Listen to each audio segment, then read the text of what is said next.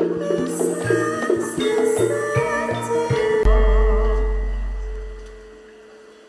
kang tungguk kemit ana gedhong pusaka kaya-kaya padha lirwa ing pajeban.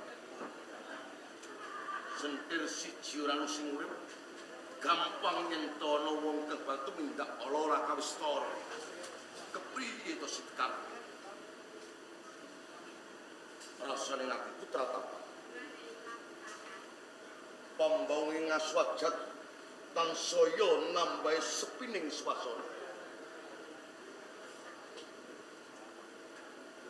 Brungut sitanku. Welo.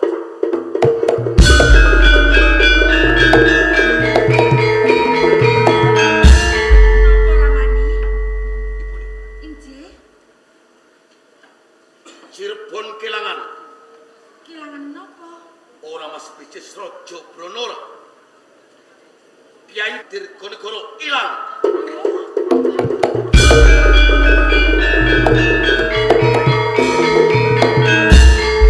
Kados pundi Ramani? Golek Ratu Panggung. Nuwun sewu. Golek ana Ratu Panggung. Nggih, nggih.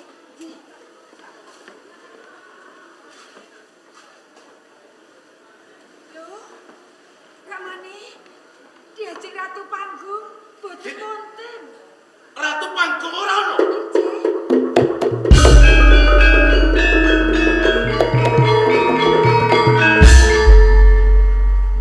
Mula nalika Semara Dewi nangis kepengin ngayom ana ing Kabupaten Cirebon. Tenane atiku dirasa sujana. Jebul prasangkaku ora mleset. Katitik Panggung ora ana mbarengi ilange Brongot Setan Kober. Yen ngono cetha. Iki mesti Panggung sing nggawa lunga Brongot Setan Kober. Mumpung durung adoh ibune, tak oyake Panggung.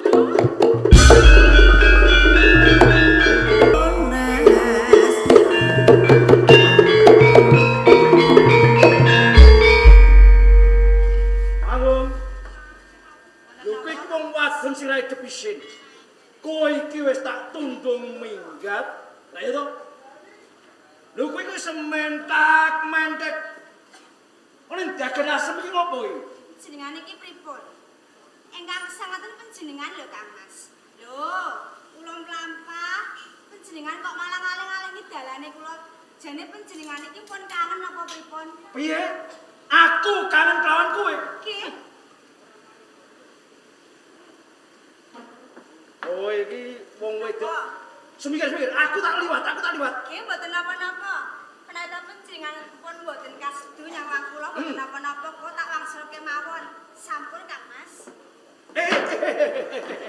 Panggung. Kowe arep nang ndi kan? Lajeng wangsul. Koseng. Wonten napa? Kene. Lajeng wangsul. Iya bali digenahke dhisik. Panggung, sayangku, cintaku. Iya. Kula ngertos. Jenengan sakniki kok kados ngaten kalih kula, awit kula nggawa pusaka niki to Kang Mas. Kyai Brongot Setan Kober. Pancen bener.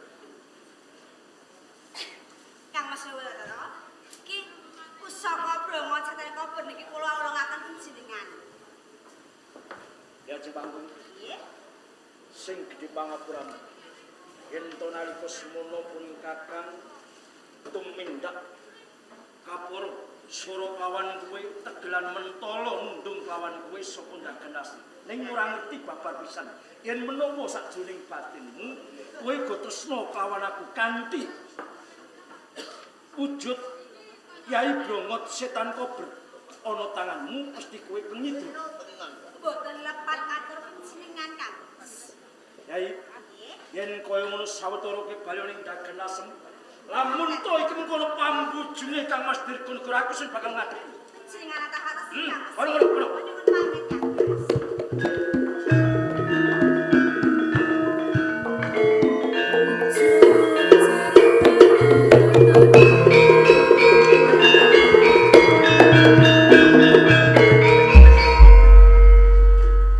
Kang Mas Dirganegara Yayi Suryawiyata. ketinggalipun anggen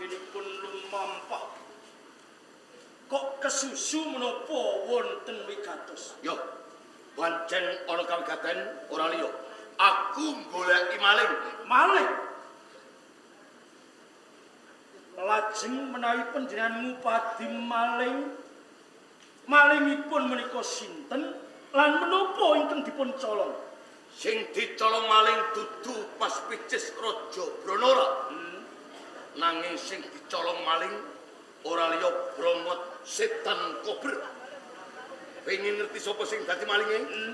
Ora liya garwamu Yayi Ratu Panggung.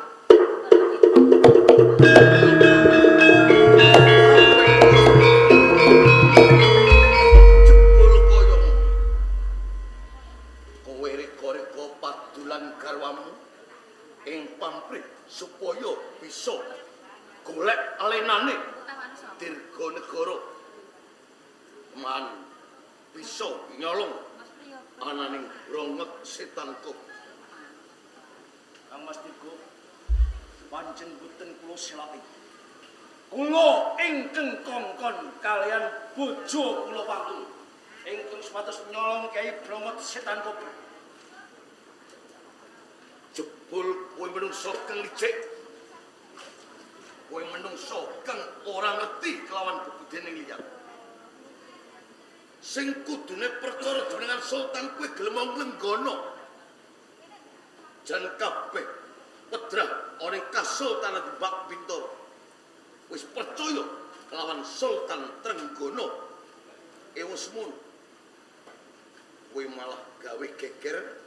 Kowe ngepenginake lungguh minangka sultan ana ing Kasultanan Demak Bintoro. Suryaweta, kowe bisa kelakon lungguh jigrang sira tumpang jumeneng sultan ana ing Demak Bintoro. Nanging yen to kowe bisa nglangkai batange Dirganegara. Dirganegara aja sesongaran. Mergo Kyai Bromot Setan Kober sing tanganku. Tan lunga kuwi kembang mokop marang getihmu. Ora ketango aku tanpa kinanten Bromot Setan Kober. Aku ora bakal mundur sajangkah yen to ngadepi kelawan kowe. Suryaweta, yen pancen wis satru, Dirga maju ancep karo Suryaweta. Ya!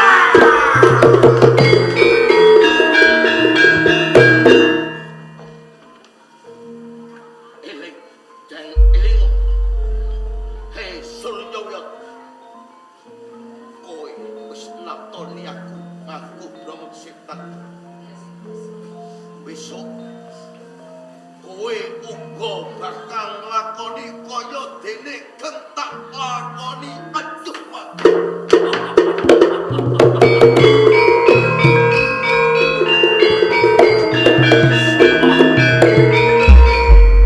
Sopo kang bakal mepalangi?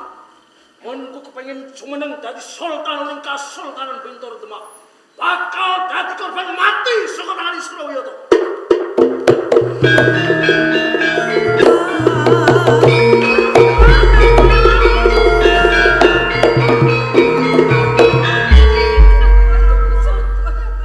Nanti datang.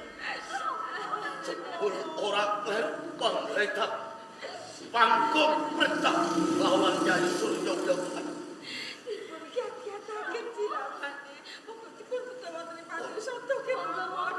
Bromot Setan Kober sapa sing ngampun mung wae kuwi. Aku ora bakal nyalahke lawan Sriram. Kabeh mergo saka tepuling rasa welas. Sing nuwuhake korban. Putraku Sekar. Ibune, aku titip putramu kula wentase.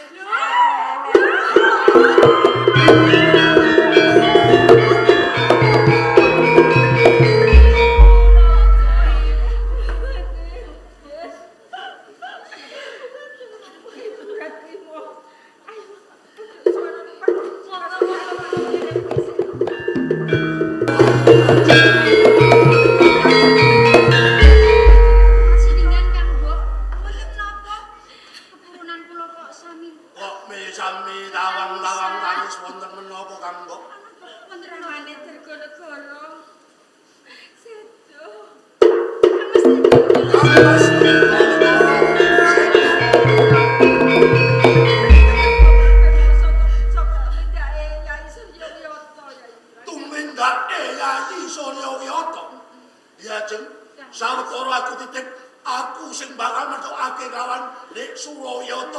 aku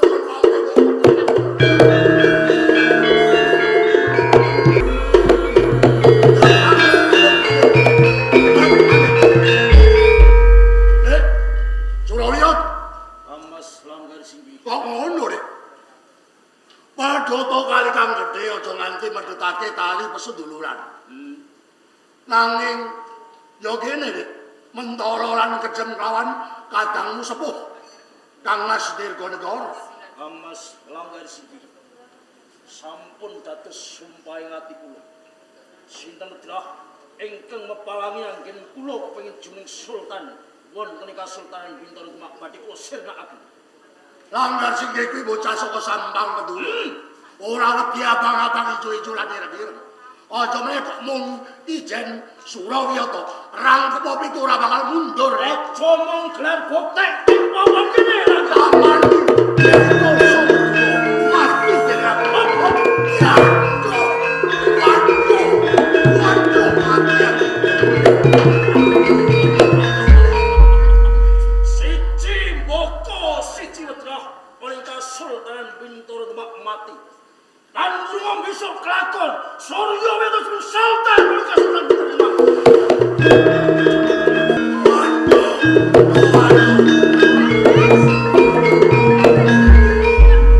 Aku doa-doa deh. Buatanku doa-doa. Tapi, sapa to minta Dek Surawiyata. Mentolo lan tegelan aku. Aku harus ki kelawan Dek Surawiyata.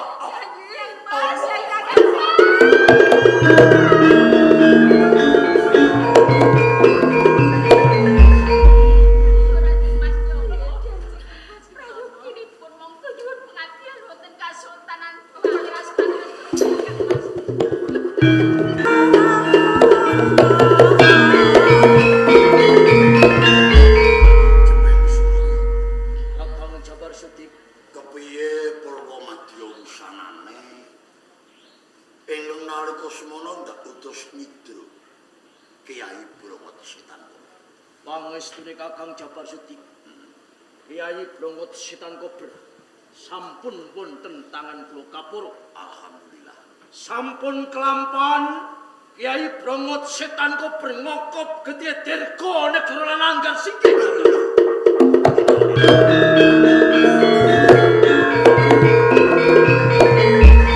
Kang Mas Adipati Cirebon Dirgonegoro Sedo Langgar Singgih ing Sampang uga mati. Terus Krana Kiai Brongot Setan. Rono Kiai Brongot Setan Kober. Tuh. Wah, Wonten menapa Kakang? Kiai Brongot Setan Kober pugut kembang kacane. Iki bakal ndak suwun ngambil. Ndak tayuh Pak Gowing Pati Kudus. Yonene Brongot Setan Kober ben bali kaya dhewe. Menawi kersanipun Kakang Jabar Sudik kados ngaten kula mung nderek. Assalamualaikum. Waalaikumsalam.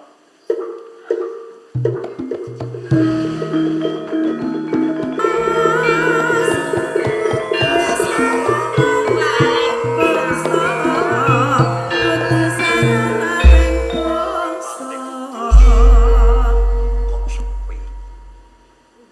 Bocah santri dolan iki. Kang Mas Kudus. Ya. Naos daya para patayat nembe wae netepi Wah, nggih. ya, ya. Wis ora dadi koyo apa Nyai. Nggih. Ki kowe tak dawuhi. Nggonku rawuh nggawa kabar. Wonten kabar. Ya. Menika kabar menapa Kang Mas? Kadangmu Adipati Cirebon Nggih. Dirgonegoro lan Adipati Langgar Singgih Sampang Madura Sedo. Sedo. Aduh, nika sinten ingkang janji Kang Mas? Ya krana tumindakan pakarene kadangmu Adipati Ndagen Lasem Yayi Surawiyata pengen dadi sultan ning Demak mampu ndadekake dargah. Sedane Dirgonegara mung krana Kiai Brongot Setan Kober. Oh, kados mekaten. Nganti kembang kacane wugut. Iki bakal tak tayuh Nggih. ya. Nggih. Aku tak siram jamas. Nggih. Kiai Brongot Setan Kober tak pasrahke Nyai Kudus. Oh, ngoten Ya. cici Kang Mas Sunan. Aja nganti wal sawa jiwa ragam. Nika boten Ya. istaken dawuh. Tak tinggal siram jamas ya. Nggih. Kang Mas Sunan Kudus kondo yen to Yai Setan Kober bakal tak sisingitake. Assalamualaikum. Waalaikumsalam.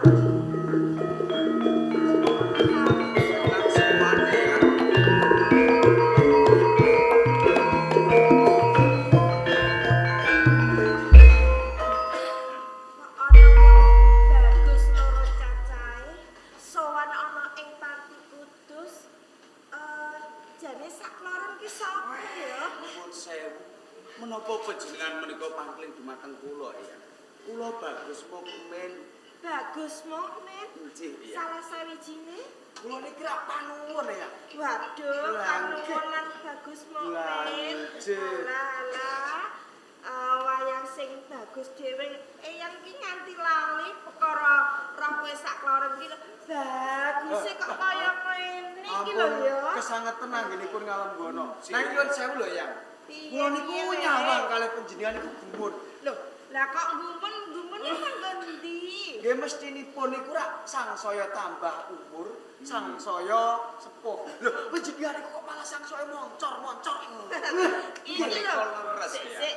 Nek ngalem gono yang ki rasa dadak ngono. Yang iki wis rumangsa tuwa. Mboten. Kok diarani Matane. ceplorot? Nggih. Kaya wong nyulok kodhok. Mboten estu kok niku kok. Nanging saestu Pak ya. Sinasa panjenengan menika sampun yuswa sepuh, nanging pasuryan panjenengan menika boten bentenipun kalih pawestri ingkang tasih perawat. Nggih, menawi kula candra niku kados Kaya pawestri malih. ingkang umur tasih kalih dosonan nggih lho. Nggih. Ya ngene iki lho. Nggih. Sing tak kangeni kuwi sakloron ya ngene iki. Yen to ngalem bono eyang iki wis ora ana tandinge. Panjenengan niku Kuwi pancen tanpa cacat Pak. Lho, lah kok nggih. moncap-mancep iki janjane iki ana apa-apa nggih, Kang Bagus. Nuwun sewu Eyang. Sowan kula wonten ngersa panjenengan estunipun kula badhe nyuwun pirsa. Menapa leres Kiai Brongot Setan Kober wedal sakmenika cumandhak wonten Panti Kudus ya. Gertole Bagus Mukmin lan panuwun. Pripun ya? Pancen bener. Brongot Setan Kober saikine cumandha ana ing Panti Kudus nggih. Ten. Menawi ngaten nganu nggih, Yang. Piye-piye? Kula tak mengertosi wonten ing Panti Kudus suasananipun panjenengan rembakan kalih Kang Mas Bagus Mukmin. Oh, kaya ngono. Wis rampung gelis Nggih, pareng nggih kula tak Ya ya ya mengertosi. ya. Denakno ya nggih. sing ati-ati. Nggih. Iya. Piye Bagus Mukmin? Nuwun sewu. Wonten Panti Kudus ketinggal sepen tiyang Kudus wonten pundi? Oh, Kang Mas Sunan Kudus wae lagi siram jamas. Dan kan Piye nggih? estunipun kula niku gumun kalih sampeyan. Kok gumun? Nggih mawon. Apa? Panjenengan menika pasuryanipun tasih ayu tak mongko. Yang Kudus menika yuswanipun sampun sepuh. Menawi saben dintenipun panjenengan menika lados kaliyan Eyang Kudus. Menapa boten sekeca napa pripun? Jane ngene ya nggih Bagus Sepundi. Mukmin. Aku iki upama lelati karo Kang Mas Sunan Kudus. Piyaine rak wis sepuh. Jane iki yo kepepet. Kok ngaten to? Lah iya mesti wae kepepet wong aku iki sing enom kono wis tuwa. Upama aku lelati wis ora piye ngono lho, Le. Nggih. Kula ngertos sepinten panalasan batos panjenengan saben dintenipun menika tansah lelados kaliyan Eyang Kudus. Mila suwan kula kan. Piye Kula kepengin nambal rengkaning ati panjenengan ya. Apa kabeh kandhamu kuwi bener? Lahir batin kula matur ingkang kados ngaten ya. Yen ngono, Bagus Bagus Mukmin. Ji. Padha sing tak rasake sakwise aku nyawang pasuryan kuwi. Walah aku ora bisa gambarke. Mesti wae aku saben dina kepengin sesandingan karo Kepengin kowe cedhak lho. sing luwih nom. Kaya ngono, Ger. Sedaya pananganan panjenengan badhe kelampah. Kula badhe ngudanani menapa ingkang dados rengkan ati panjenengan. Cetanipun kula sagah lados kalian panjenengan. Kuwi tenan. Ji. Yen ngono ayo iya undang diladeni ngono, Ger. Ayo. Pacar-pacar gedhok.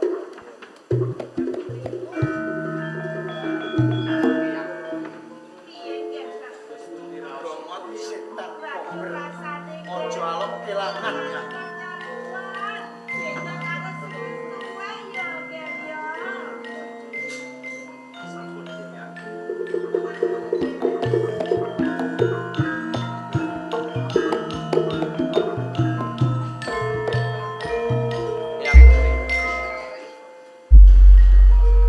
Kados bunti raosipun.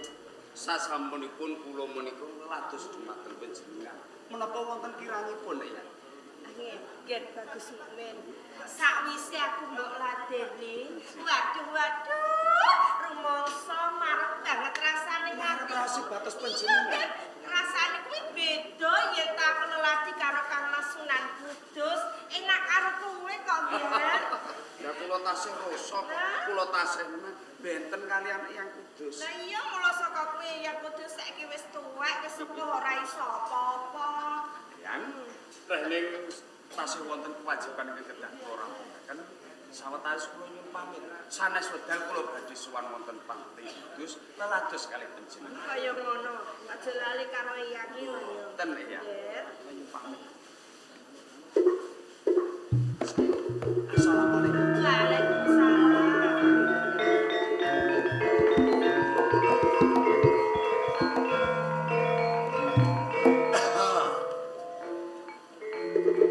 Nyai Jena,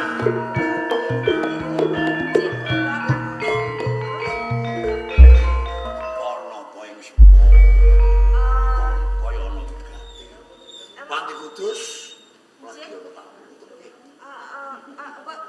Boten enten, boten wonten tamu, Kang Mas. Nggih, boten wonten. Ngene, Nggih, pripun? aku wis rampung siram jamas. Kiai Bromo Setan kok bertaku di Bali. Gagal tak wiwiti tak ayo. Menapa mboten panjenengan rusake jalu? Wes ora usah. Menapa ngopi-ngopi napa pripun? Wes ora nate ngopi kok ngopi iki piye to malah. Ayo kudu Nggih.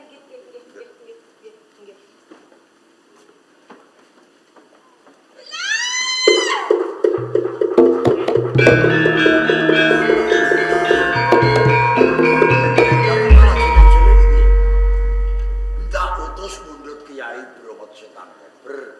Kok malah jenis-jenis kaya wong bingung ki ono apa? Kang Mas Sunan, nyuwun pangapunten saktiringipun Kang Ya. Mas. Brongot setan kober menika anis Kang Mas. Bromo Setan kober ilang. Nggih, Aku lucu.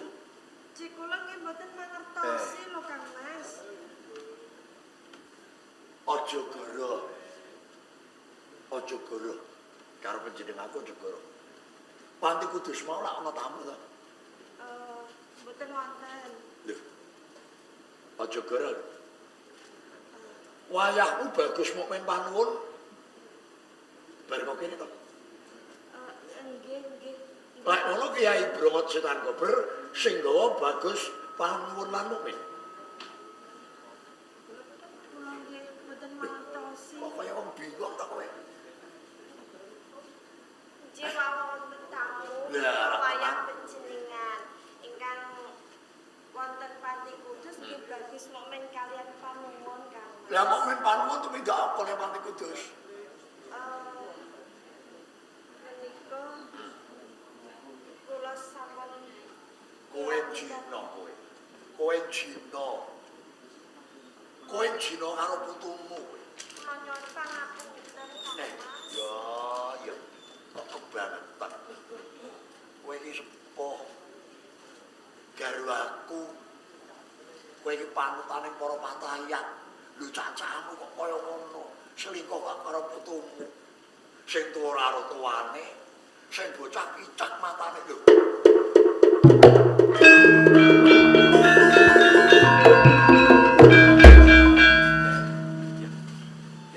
Kene dalem tak tututane bocah. Tak tututane.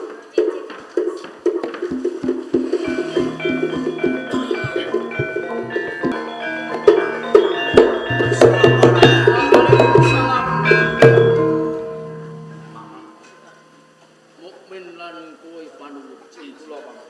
Arep padha menyang endi kowe Dole? Ing sekawit kula menika badhe tumuju wonten Kabupaten Gaganasem pinanggih kalian panjenengan.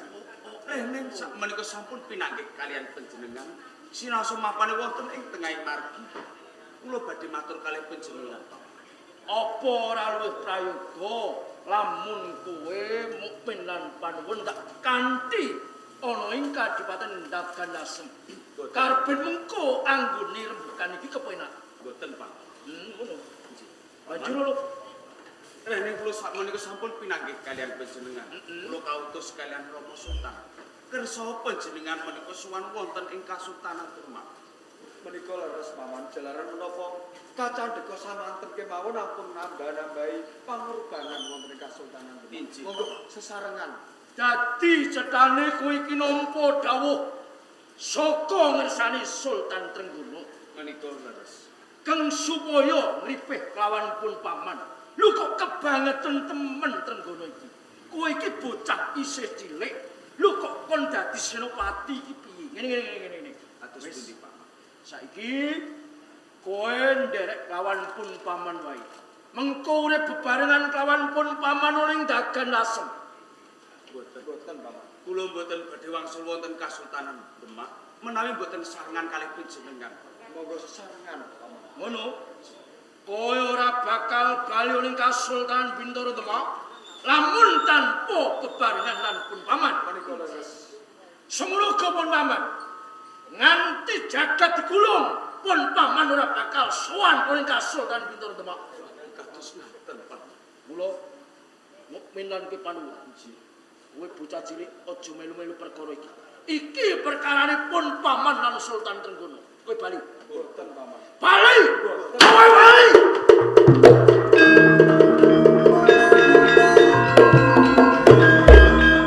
Pangetan Trenggono. Bocah isih cilik bebasan durung pupuk rempuyangi. Lho kok kon dadi senopati. Duh, Trenggono.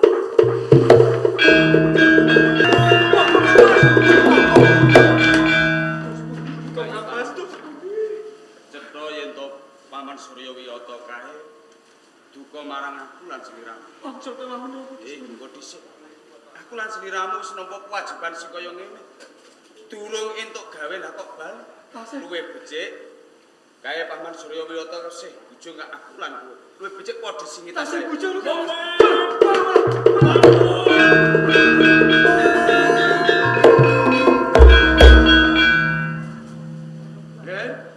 Mukmin, panuwun. Lho, malah padha kaweden. Lawan pun paman. Lho. Titi wancine manembah kelawan Gusti kang akarya jagat kebenaran.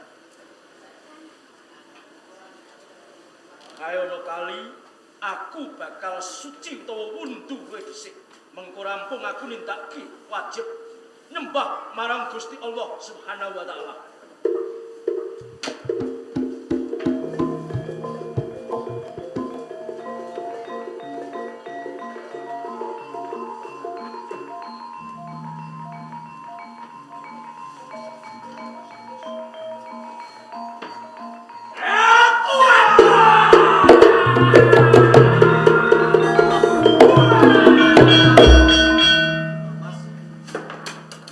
Kyai Panuwun, Kang Mas.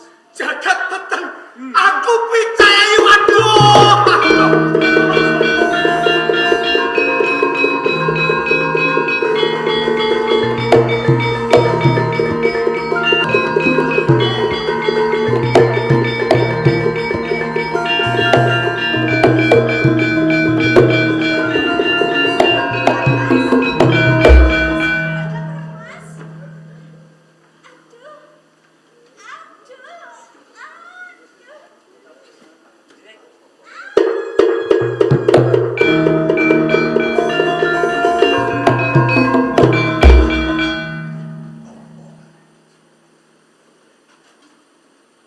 Yaya Dipati Surawiyata sedo.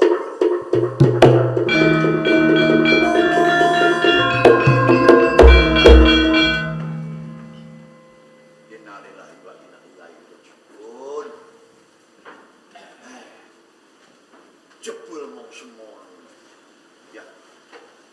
Arep dening Yaya Dipati Surawiyata sedo. Ing sapinggiring kali.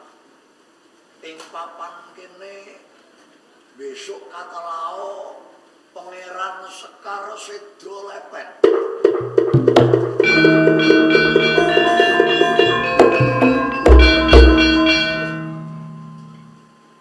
Yai Ratu Magung Sedo Undang nglairake Tuhan Jabat Bayi ketang sang paman.